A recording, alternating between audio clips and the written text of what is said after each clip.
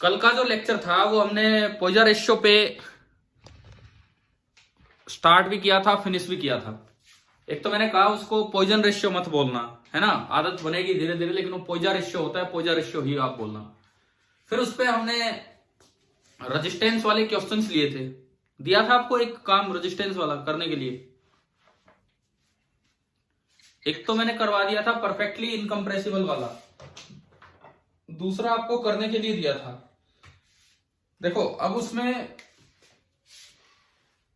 इसी चीज पे मैं आता हूं, इफेक्ट ऑफ स्ट्रेचिंग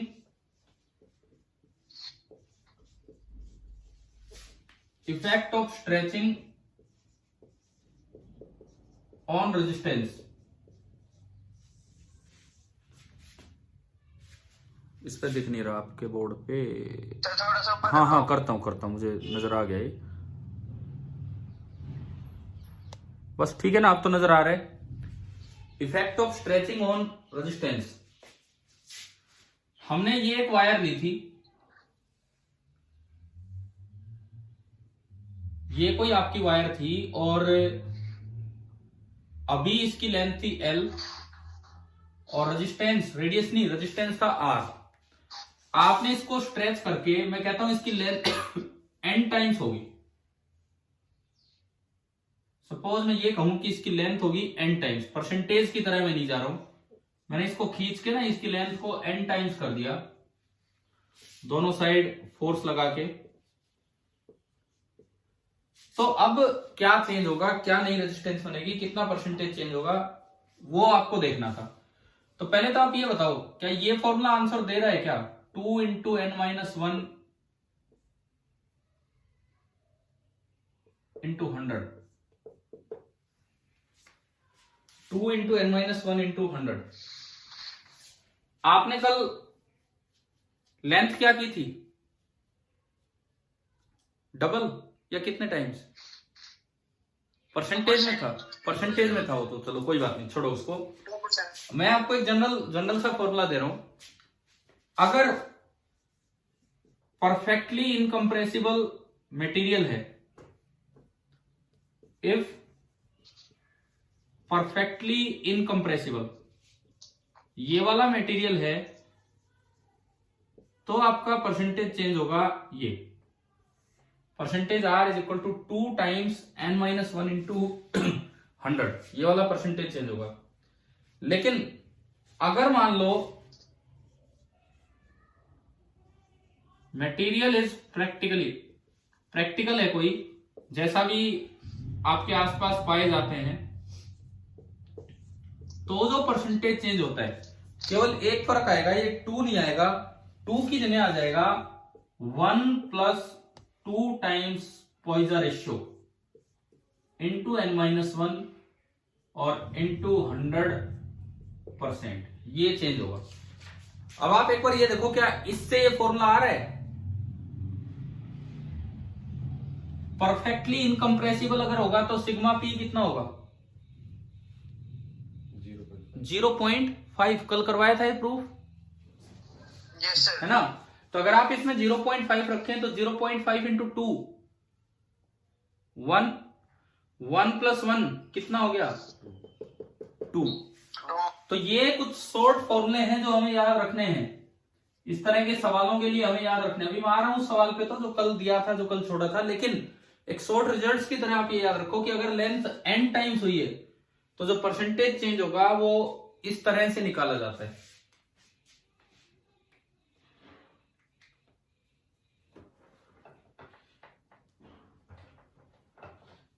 अब मान लो इन फॉर्मूलों को अगर मैं लगा के चलूं, तो कल आपने लेंथ कितने परसेंट इंक्रीज की थी, 2%। तो एक बार n निकाल लो, n कितना होगा, अगर लेंथ 2% इंक्रीज हुई है, इसका मतलब NL जो नई वैल्यू है, कल वाले सवाल में मैं ये फॉर्मूला लगा के दिखा रहा हूं आपको, NL जो कि नई वैल्यू है वो होगी L प्लस 2% ऑफ L, समझ गए हो। Yes sir. तो यहां से मैं अगर देखूं तो यहां से आपका ये बन रहा है कि NL इज इक्वल टू ये 0.02 1.02 इंटू L, तो n कितना आया? n कितना आ गया? 1.02। अब देखो फर्स्ट पार्ट तो मैंने कल करवा ही दिया था शायद आपको, ठीक है? Yes sir. तो इसमें रखते हैं, यस सर। परफेक्टली इनकम्प्रेसिबल वाले में रखते हैं, इसमें रखो 1.02। तो देखिए क्या आंसर आ रहा है।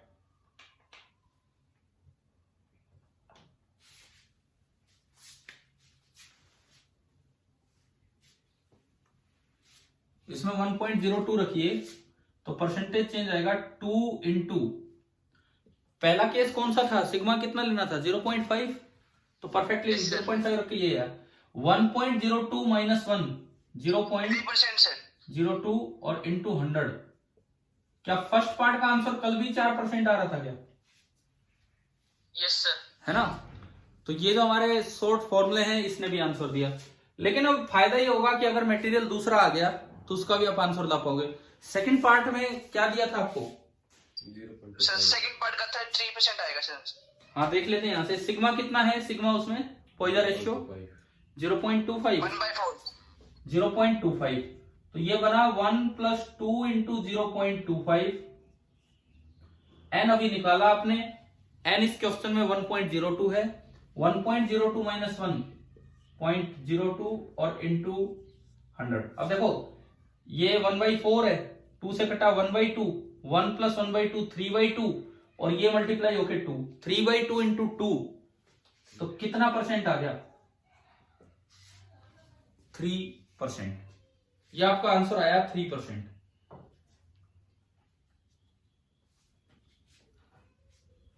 बताओ भाई ये वाली चीजें क्लियर हो गई हैं क्या? कैसे करने हैं ये सवाल?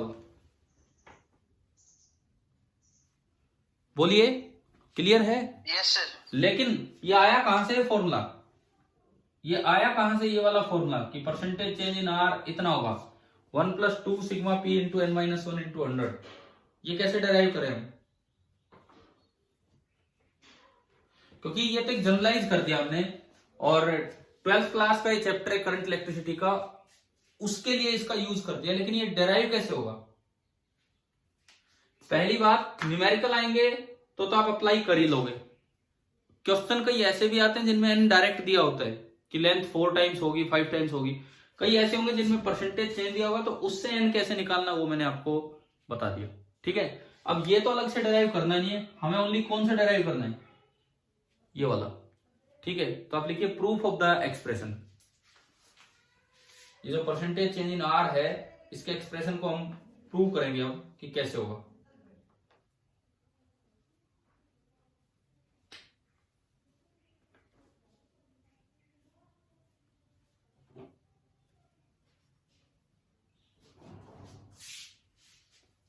ये हो गया? नोट हो गया? आप हेडिंग ये डाल लो, प्रूफ ऑफ द एक्सप्रेशन। ये वाला एक्सप्रेशन, इसको प्रूव करेंगे अब हम कि रेजिस्टेंस चेंज में कैसे अप्लाई होगा।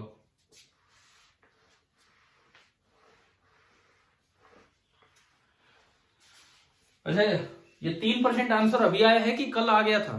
कल जब ये होमवर्क दे रखा था अभी आया है। अभी आया? कोई नहीं, ट्राई जरूर किया करो, जो काम दिया जाए ना वो। मान लो ये वायर है,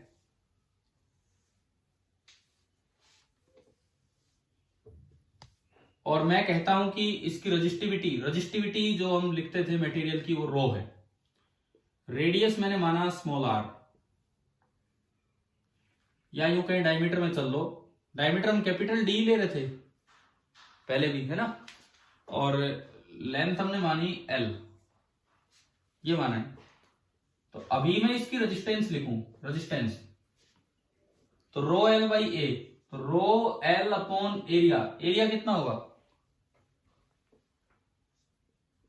पाई इंटू d/2 का स्क्वायर, तो d²/4। तो जो इनिशियल रेजिस्टेंस आएगी वो ये आ जाएगी 4 रो L अपॉन पाई d²।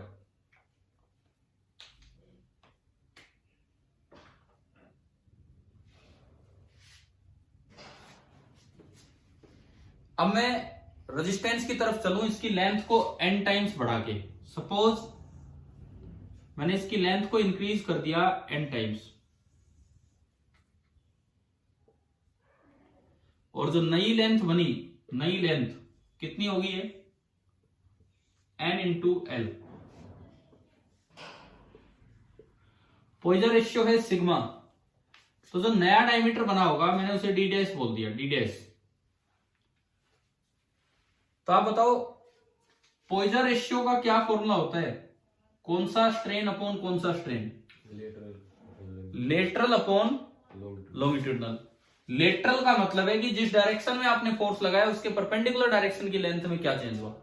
तो आपने जिस डायरेक्शन में फोर्स लगाया उसके परपेंडिकुलर डायरेक्शन की लेंथ d से कम होके d डैश होगी, तो चेंज का मोड देना होगा, मतलब बड़े में से छोटा घटाना होगा।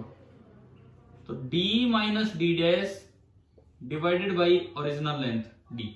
ये तो हो गया आपका सिग्मा लेटरल, समझ आया ना, कल किया था ये, ठीक है। और लॉन्गिट्यूडनल लेंथ में क्या चेंज है, चेंज nl माइनस n और डिवाइडेड बाई l। ये आपका आया सिग्मा p। पॉइजन रेशियो हमने लिखा, पॉइजन रेशियो ये हो गया, ठीक है। अगर मैं नए रेजिस्टेंस की बात करूं r डैश कितना होगा, क्या रो में कोई फर्क पड़ा होगा, नो सर। रेजिस्टिविटी मटेरियल पे डिपेंड करती है, वो चेंज नहीं होगी। लेंथ कितनी होगी, नई लेंथ nl अपॉन नया एरिया, नया एरिया होगा pi into D dash square और बाई 2, तो बाई 2 ऊपर जाके क्या हो गया 4 रो nl upon pi D dash square. Clear. अब अगर मैं यहां से देखूं 4 रो l अपॉन पाई की वैल्यू कितनी है, आर डी स्क्वायर। तो अगर मैं ये इसमें यूज करूं 4 रो l अपॉन पाई, 4 रो l अपॉन पाई, तो जो आर डैश बना मेरा, आर डैश कितना आया 4 रो l upon pi r into D square. इसके अलावा ऊपर बचा n और नीचे क्या बच रहा है डी डैश का स्क्वायर। मतलब मुझे डी बाई डी डैश चाहिए, मुझे simply D by D dash चाहिए और कुछ नहीं चाहिए, ठीक है। ये जो आपका आर डैश आया, आर डैश ये बना n into D by D dash का होल स्क्वायर और इंटू r। हाँ जी, समझ आ रहे हैं ना एक्सप्रेशन कैसे हम आगे बढ़ा रहे हैं, ठीक है। डी बाई डी डैश यहां से, डी बाई डी डैश यहां से निकाल के लाओ, डी बाई डी डैश यहां से निकाल के लाओ, कैसे, sigma p that is equal to, ऊपर देखो आप अलग अलग डिवाइड करोगे तो 1 minus D dash by D बनेगा, 1 minus D dash by D, ठीक है। और नीचे ओनली बचा n माइनस 1, नीचे ओनली n माइनस 1 बचा। मैं ऊपर वाला डायग्राम एक बार हटाऊं तो इसको आगे बढ़ाऊं।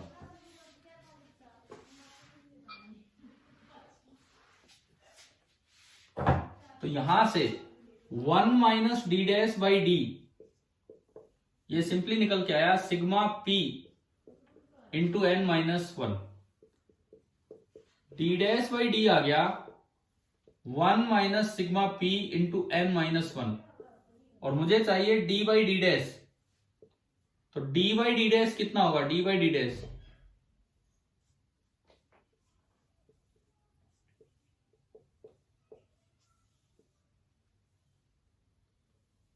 एक बार देख लो, इसमें कुछ और तो गड़बड़ नहीं है ना, सही चल रहा है। D by D 1 minus D dash by D, फिर इसको इधर लेके आए sigma p into n minus 1 और फिर ये 1 आके ऐड हुआ, ठीक है। डी डैश बाई डी क्या आया, तो ये जो आएगा इस पूरे की पावर कितनी हो जाएगी minus 1। D by D dash ये आया पूरे की पावर माइनस 1, वो मैंने उसमें पुट किया, थोड़ा बोर्ड छोटा है तो ये यूं ही घुमाना पड़ेगा, वो हमने इसमें पुट किया। तो आर डैश आपका हुआ n into D by D dash का स्क्वायर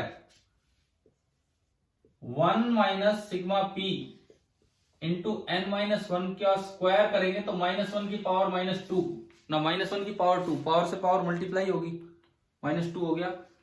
और इंटू साथ ही साथ क्या है आपका आर आया। पहले बताओ यहां तक समझ आ रहा है, ठीक है, ये आर डैश आया इन टर्म्स ऑफ आर। मुझे निकालना है परसेंटेज चेंज। परसेंटेज चेंज क्या होगा, इसको हटा रहा हूं, मिटा रहा हूं इन चीजों को। मुझे परसेंटेज चेंज चाहिए, मैं ये यहां तक हम ला चुके हैं। परसेंटेज चेंज का मतलब है चेंज मतलब R dash minus R divided by original value R और इनटू कितना हो जाए 100। तो ये परसेंटेज चेंज आया आर डैश बाई आर -1 और into 100। R dash by R में यहां से लिख के ला रहा हूं, ये जो एक्सप्रेशन था आपके पास R dash by R N into 1 minus sigma P into N -1 और पावर है -2। ये आपने इसमें पुट किया तो परसेंटेज चेंज इन आर वो आपका आया N into 1 minus sigma P into N -1 power -2। पूरे में से एक घटाना होगा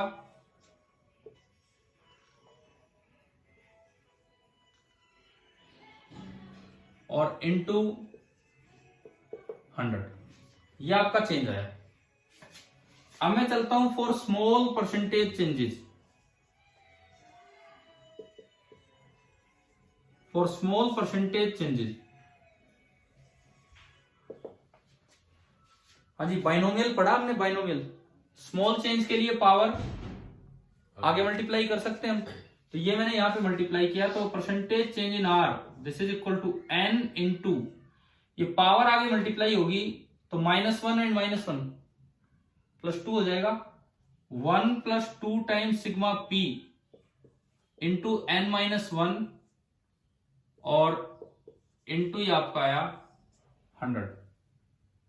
अगर मैं इसको एक्सटेंड करूं, ब्रैकेट ओपन करूं, n into 1 n plus 2n sigma p into n 2n² sigma p और ये आएगा -2 सिग्मा p इंटू n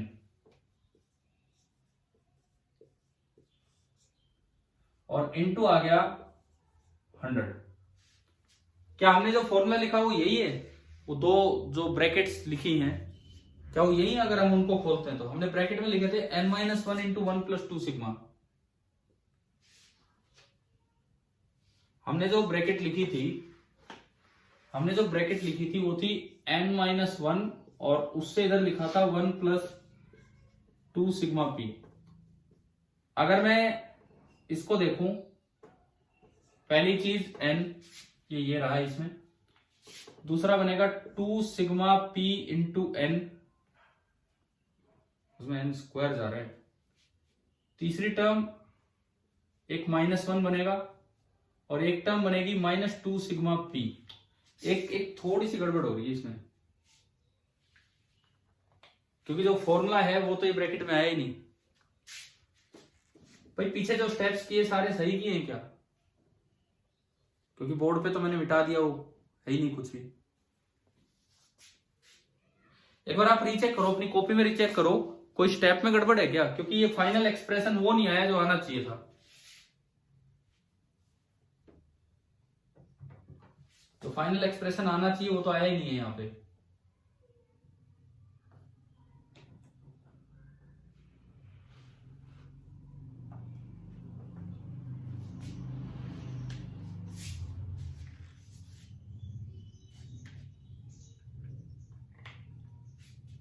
यहां आना चाहिए n-1 इंटू 1 + 2 सिग्मा। यानी कि अगर मैं ब्रैकेट खोल रहा हूं तो एक n एक 2 sigma p n -1 -2 sigma p ये बनना चाहिए। n भी दिख रहा है, -2 सिग्मा p भी दिख रहा है, लेकिन उस तरह से तो नहीं दिख रहा है। कहां पे क्या गड़बड़ होगी इसमें?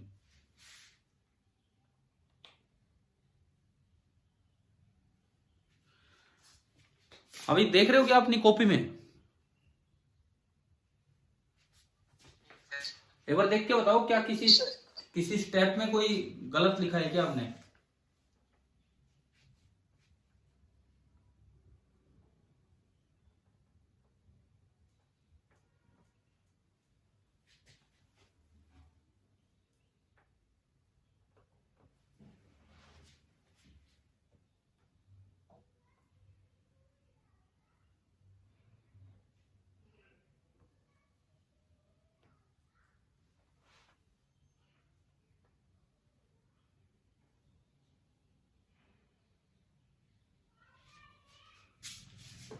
आप इसको करना चेक। मैं आपको वैसे बता रहा हूं डायरेक्ट कैसे देखना है, लेकिन ये भी चेक करना कि यहां से भी आना चाहिए, और चेक करना आप। अब देखो दूसरा, जैसे इसको डायरेक्ट देखते हैं हम, आर का फॉर्मूला होता है रो एल बाई ए। अच्छा, ये जो दो फॉर्मूले आज दिए हैं उसके ऊपर जहां भी दो फॉर्मूले दिए थे वहां लिख लेना फॉर स्मॉल परसेंटेज चेंजेस। ये 2%, 3% इनके लिए लगते हैं, ये फॉर स्मॉल परसेंटेज चेंजेस, ये चीज वहां पे आप मेंशन कर देना। दूसरा तरीका देखो, इसको डायरेक्टली वो एरर वाले मेथड से कैसे देखा जाता है। R is equal to rho L by A, ये आपका होता है। इसका मतलब रो में तो चेंज होगा नहीं, तो मैं सीधा लिख सकता हूं percentage change in resistance, this is equal to 1 times percentage change in length, mod लेने होते हैं, plus 1 times percentage change in area of cross section for small percentage changes, ये है। अब देखो एरिया का फॉर्मूला होता है pi by 4 into D square, area का फॉर्मूला ये होता है। तो मैं ये लिख सकता हूं कि जो परसेंटेज चेंज इन एरिया होगा this will B 2 times percentage change in diameter, small change के लिए पावर आ गया ये, ठीक है। अगली बात, सिग्मा पोइजा जो होता है, पोइजा रेशियो, वो होता है delta D by D divided by delta L by L, ये आपका होता है। इसका मतलब डेल्टा डी बाई डी का mod this will be equal to sigma P times delta L by L. दोनों साइड अगर मैं 100 से मल्टीप्लाई कर दूं तो परसेंटेज चेंज इन डायमीटर बन गया sigma P times percentage change in length. इसको यूज कीजिए इसमें, इसको यूज कीजिए इसमें, तो परसेंटेज चेंज इन एरिया कितना आ गया, percentage change in area 2 times sigma P into percentage change in length. इसको यूज कीजिए ये ऊपर वाली इक्वेशन में, यहां पे, तो परसेंटेज चेंज इन रेजिस्टेंस कितना हो गया, percentage change in length plus कितना होगा, एरिया की जगह 2 times sigma P into percentage change in length. Percentage change in length आपने कॉमन लिया तो क्या एक फैक्टर नजर आ रहा है 1 प्लस 2 सिग्मा पी, जो हमारे उस फॉर्मूले में हमने लिखा था। यानी कि जो परसेंटेज चेंज इन रेजिस्टेंस होगा this will be equal to 1 plus 2 sigma P into percentage change in length, ठीक है। ये आपका फॉर्मूला बना फॉर स्मॉल परसेंट चेंज। अब डेल एल कैसे निकालोगे, पहले लेंथ थी एल, अब स्ट्रेच हो गई होगी एनएल, तो परसेंटेज चेंज इन लेंथ कितना बोला जाएगा, change upon original length into 100। L से एल कट गया, एल से एल कटा और ये कितना आएगा n-1 इंटू 100। तो ये जब आप इसमें पुट करेंगे n-1 इंटू 100 तो परसेंटेज चेंज इन रेजिस्टेंस हो गया 1 plus 2 sigma P into n-1 और इंटू आपका 100%। तो फॉर्मूला एरर वाले तरीके से तो डायरेक्टली डेराइव हो ही जाता है। दूसरा आपको एक बार वो चेक करना क्या उसमें किसी स्टेप में कोई मिस्टेक है या फिर वो कैसे आएगा वहां से। चलिए बताओ इस मेथड से समझ में आया कैसे लिखा हमने, हाँ जी भाई बोलिए, इस मेथड से क्लियर है कैसे लिखा है, ठीक है।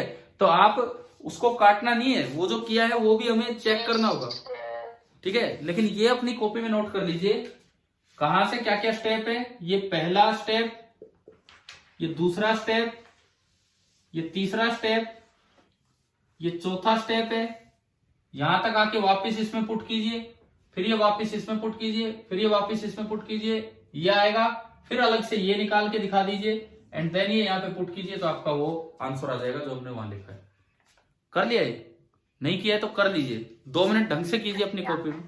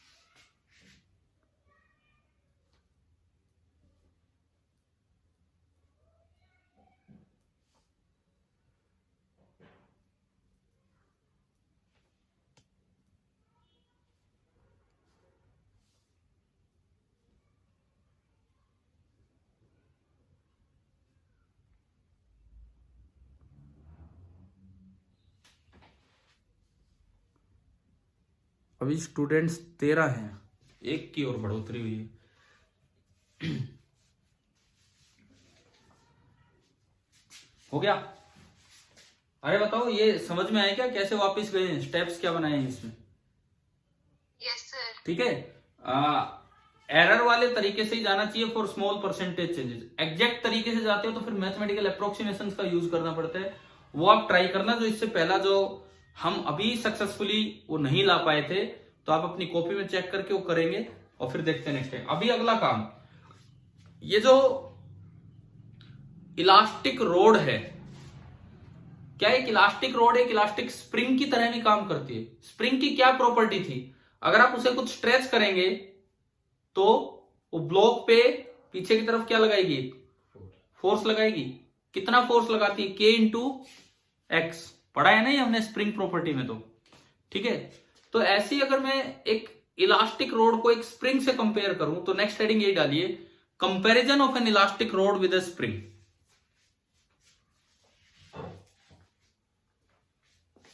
Comparison of N elastic road with A spring. एक स्प्रिंग के साथ इलास्टिक रोड को हम कंपेयर कर रहे हैं।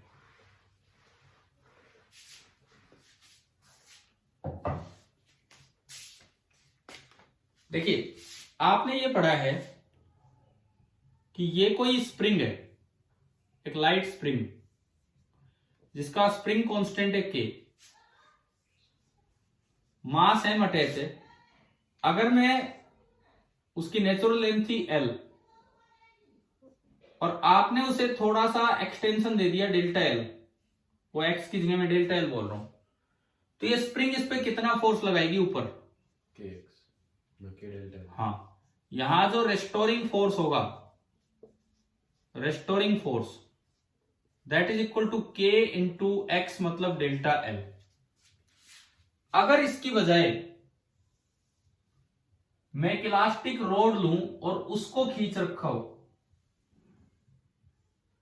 अभी पॉइजन रेशियो पे ध्यान नहीं देना है, थोड़ा सा ही खींचते हैं तो हम अप्रोक्सीमेटली ये मानते हैं कि ये परपेंडिकुलर डायरेक्शन में कोई चेंज नहीं है। लेंथ उसकी L थी, सपोज आप नेचुरल लेंथ को कैपिटल L दिखाओ, स्मॉल l दिखाओ, कैसे भी आप दिखा सकते हैं, ये जैसे भी आपने दिखाया हो, चेंज मत करना अगर ये बना लिया हो तो।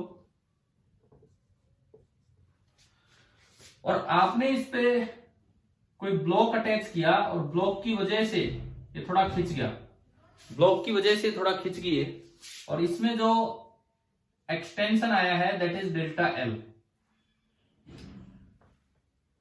तो कितना रेस्टोरिंग फोर्स इसने लगाया होगा, कितना रेस्टोरिंग फोर्स इसने लगाया होगा अगर इसका एरिया ऑफ क्रॉस सेक्शन था A और यंग मॉडुलस था Y?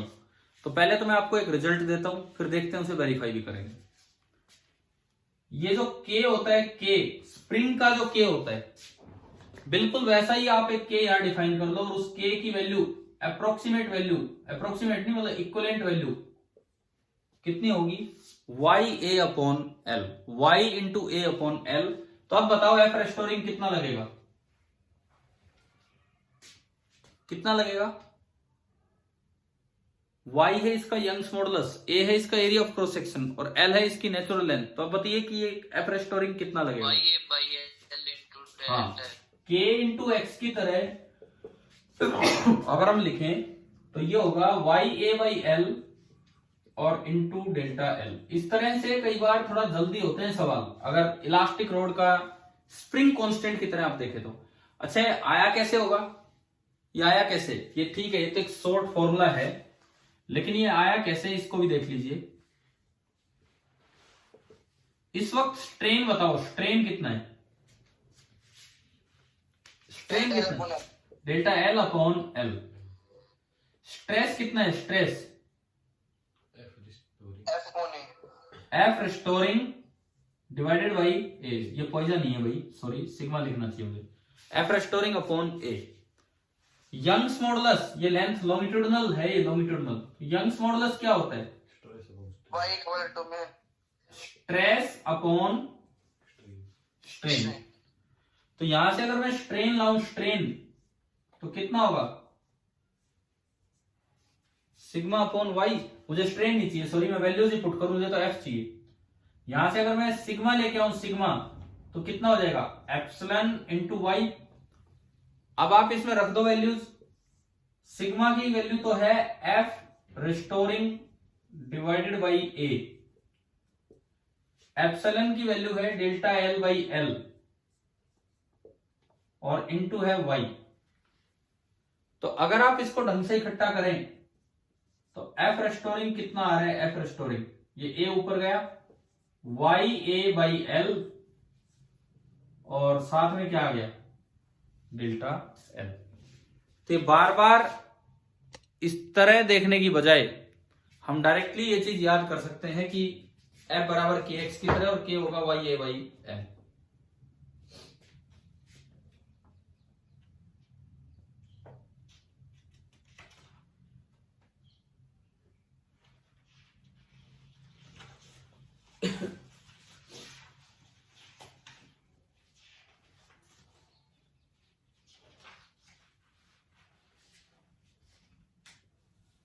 अब देखो इस तरीके से अगर आपको यंग मॉडुलस डिटरमाइन करना हो किसी भी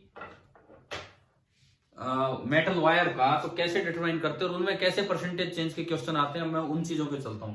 आपको ये अप्रोक्सीमेटली नहीं, इक्वलेंटली के लिखना आ गया कि कैसे हम लिखते हैं। तो नेक्स्ट हेडिंग आप डालिए determination of Young's modulus of a wire.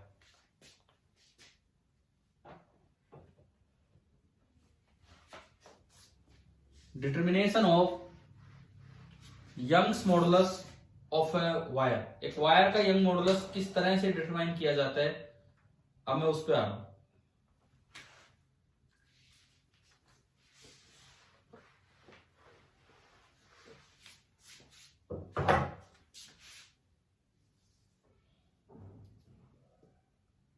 ये कोई एक वायर है, लाइट वायर है, this is a light wire, एक बहुत ही हल्की सी वायर है, इधर लिखता हूं मैं, this is a light wire,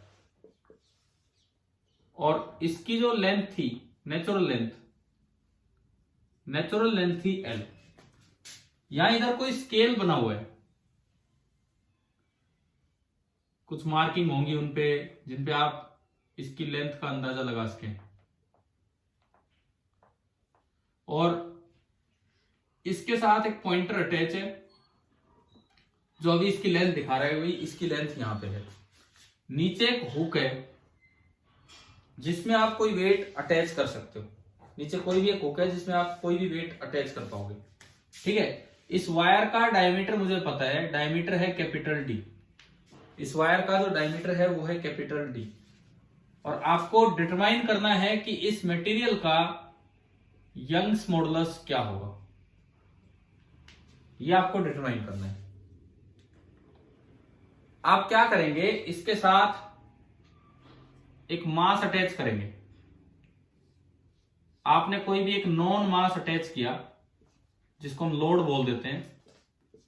mass attach करने से आप थोड़ी देर वेट करेंगे, तो थोड़ी देर बाद, अब ये बहुत ज्यादा नहीं आएगा, माइक्रोस्कोप लेके देखना पड़ता है, हो सकता है कि थोड़ी देर बाद ये पॉइंटर यहां आ जाए, थोड़ा सा नीचे आ गया, इस मास की वजह से पॉइंटर थोड़ा सा नीचे आ गया। कितना नीचे आया उस लेंथ को हम बोलेंगे एक्सटेंशन, और एक्सटेंशन कितना हुआ डेल्टा एल। ये आपकी रीडिंग होगी, ये नॉन वेट है जो लोड है, और ये आपकी रीडिंग होगी। और अब ये इक्विलिब्रियम में है, अब ये इक्विलिब्रियम में है यहां, तो आपसे अगर पूछा जाए फिर दोबारा से ये इक्विलिब्रियम में है, तो इस पे कौन कौन से फोर्स लग रहे हैं लोड पे, नीचे तो mg। अब मैं डायरेक्ट लिख पाऊंगा, ऊपर कितना फोर्स लगा रखा है इसने, स्प्रिंग की तरह देख के बताओ। हाँ बोलिए नीचे तो mg लगा, स्प्रिंग की तरह देख के बताओ कि ऊपर कितना रेस्टोरिंग फोर्स लगेगा, बोलो भाई। अरे अभी तो बताया था वाई ए अपॉन एल, तो के हो गया, और एक्स कितना होगा डेल्टा एल। क्या समझ आया क्या कैसे लिखा है? Yes sir. तो ये इक्विलिब्रियम में आ गया, जब ये इक्विलिब्रियम में आया तो Y A upon L into delta L that is equal to M G. यहां से मुझे यंग्स मॉडुलस निकालना था, तो this is M G L upon A into delta L. और अक्सर सवालों में डायमीटर दिया होता है एरिया निकालने के लिए। एरिया निकालने के लिए आपको डायमीटर दिया होता है, तो अगर ये डायमीटर डी है तो area of cross section of the wire मैं लिख सकता हूं पाई डी स्क्वायर बाई 4। तो मेरे पास यंग मॉडुलस आ गया y, pi D square by 4 रखोगे तो 4 ऊपर गया, M G L upon pi D square और इंटू डेल्टा एल। ये यंग मॉडुलस डिटरमाइन करने का तरीका होता है। तो इसमें y बराबर f बराबर के x type formula direct use हो रहा है कि हमने कैसे यूज किया।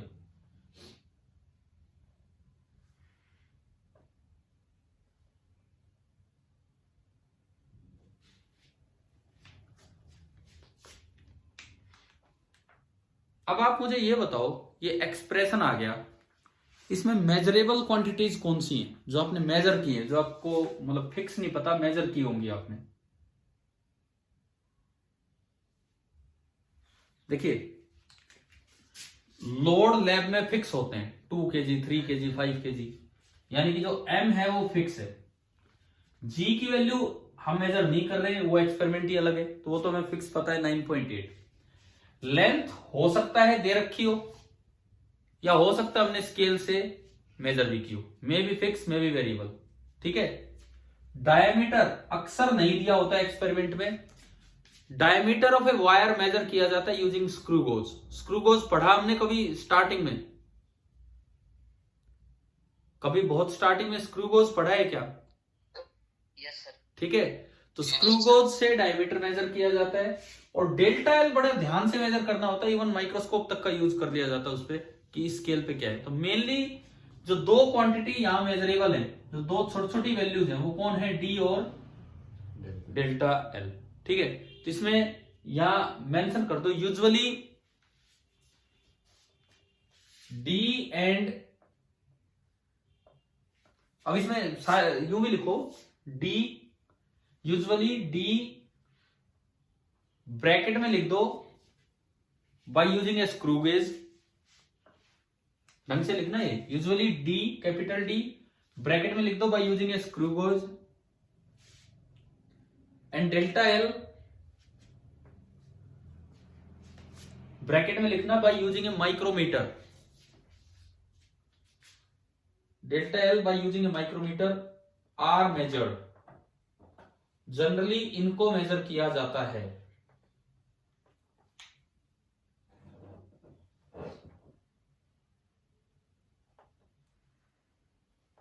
तो इन पे बेस्ड क्वेश्चन कैसे आ सकता है, मैं उस चीज पे चल रहा हूं। एरर वाले बड़े सवाल बनते हैं यहां, एरर वाले। तो एक सवाल लिखिए, आप लिख ही लीजिए, कोई सीपीपी तो इस पे अभी बनाया नहीं, तो आप वैसे लिखिए खुद। इन डिटरमाइनिंग, इसी पे मैं क्वेश्चन दे रहा हूं, इसी पे। In determining the value of Y, Young modulus, Y लिख लो ची शॉर्ट में। In determining the value of Y, the percentage error in the measurement of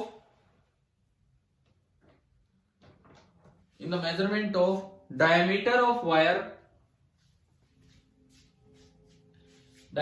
wire is 1.5%,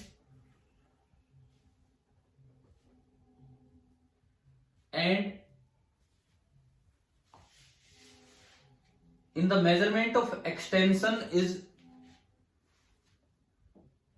3%, and in the measurement of extension is 3%.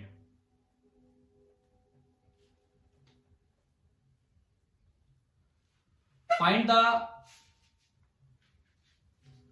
the maximum probable error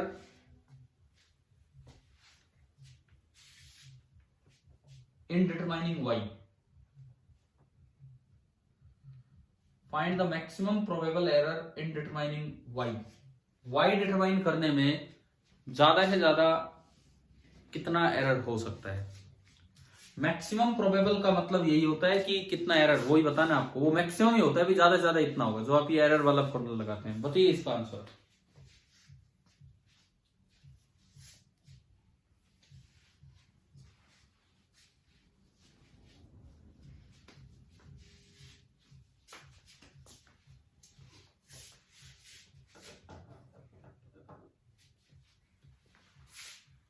देखो error वाले फॉर्मूले बार बार use हो रहे हैं।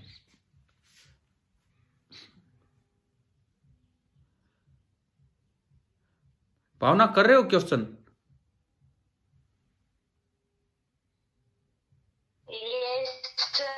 ठीक है।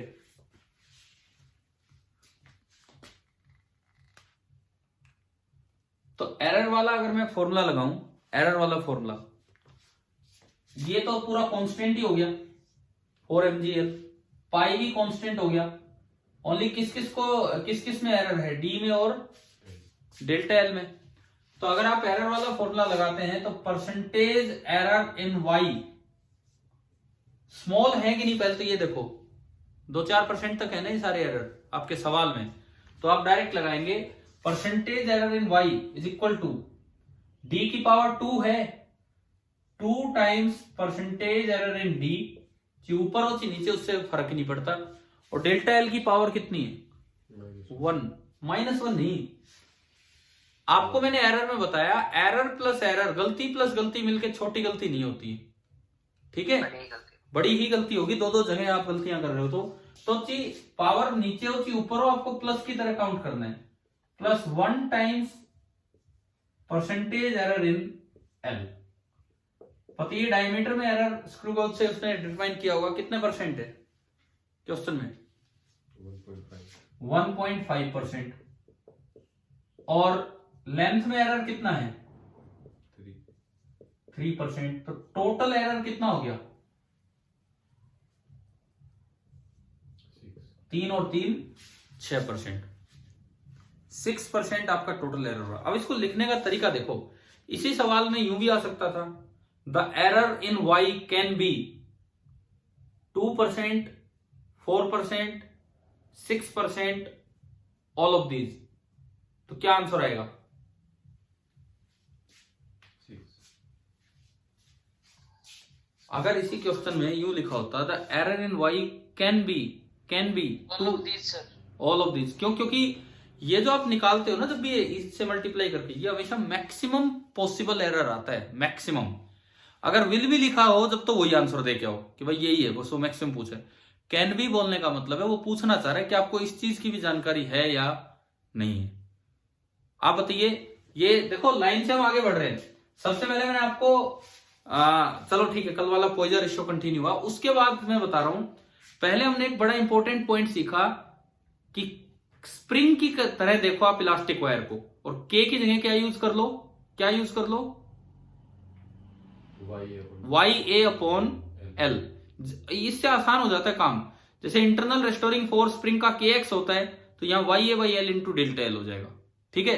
फिर हमने उसी से आगे बढ़े तो डिटरमाइन करने लगे कि किसी वायर का यंग मॉडुलस कैसे निकालते हैं, वो आपने डिटरमाइन किया। फिर उसमें भी एरर वाले क्वेश्चंस कैसे आ जाते हैं, इन सब बातों का आप ध्यान रखना। स्मॉल परसेंटेज एरर हो तो डायरेक्ट ये फॉर्मूला लगा सकते हैं, अगर बड़ी हो बड़ी तो फिर तो क्या होगा, एग्जैक्टली इनिशियल निकालो फाइनल निकालो, वो एरर नहीं, वो फिर चेंज वाले सवाल आते हैं कि भाई चेंज कितना % हुआ है, इस तरह से। तो बताओ यहां तक क्लियर है ये चीजें, ठीक है। इसके बाद देखिए, इसके बाद एक टर्म डिफाइन होती है, अगर कहीं यूज हो जाए तो एक टर्म डिफाइन होती है, interatomic force constant in a metal wire. Next heading ये डाल लो, interatomic force constant in a metal wire.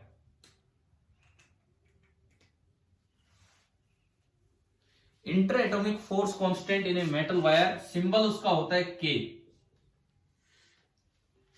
Interatomic force constant in a metal wire, symbol है K। देखो अभी एक फोर्स कांस्टेंट आया जिसको हमने बोला YA/L बोला था, वो K की जगह अभी थोड़ी देर पहले हम क्या यूज कर रहे थे, YA/L। अब इंटर एटॉमिक फोर्स कांस्टेंट का क्या मतलब है, एक कोई भी मेटल की वायर है, उसके अंदर दो एटम्स के बीच का सेपरेशन सपोज कीजिए कितना है, R0। R0 को मैं बोलता हूं इंटर एटॉमिक सेपरेशन। R0 को मैं बोल रहा हूं इंटर एटॉमिक सेपरेशन, ये आपका R0 है। A बाई एल के डायमेंशंस क्या होंगे? A बाई एल के डायमेंशंस, A बाई एल के डायमेंशंस क्या होंगे? जो लेंथ के डायमेंशन है वही।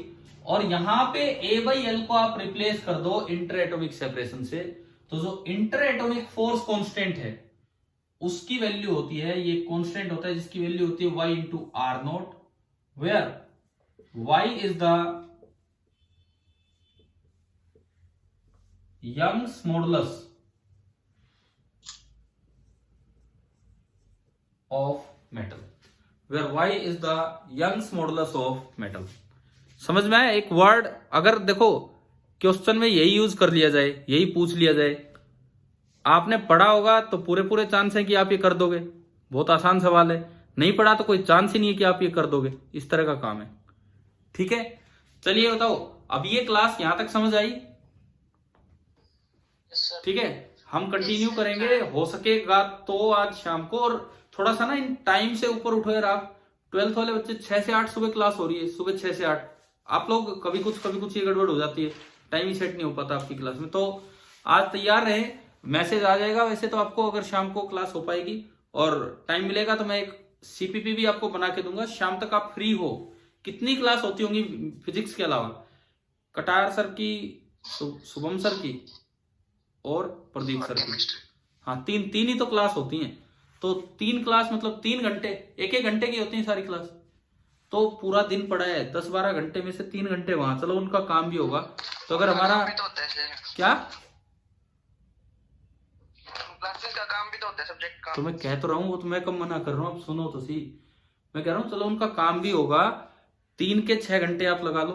ठीक है, तो क्या हमारी अगली शाम की क्लास अटेंड करने का मन है कि नहीं? सीधी सी बात है, मन ही नहीं होगा तो मैं क्यों लगाऊंगा? ठीक है, ठीक है, तो देखते हैं आज अगर पॉसिबल हो पाए तो आपको कुछ काम भी देंगे और फिर उसमें क्लास में डिस्कस भी होगा। ठीक है, थैंक यू वेरी मच।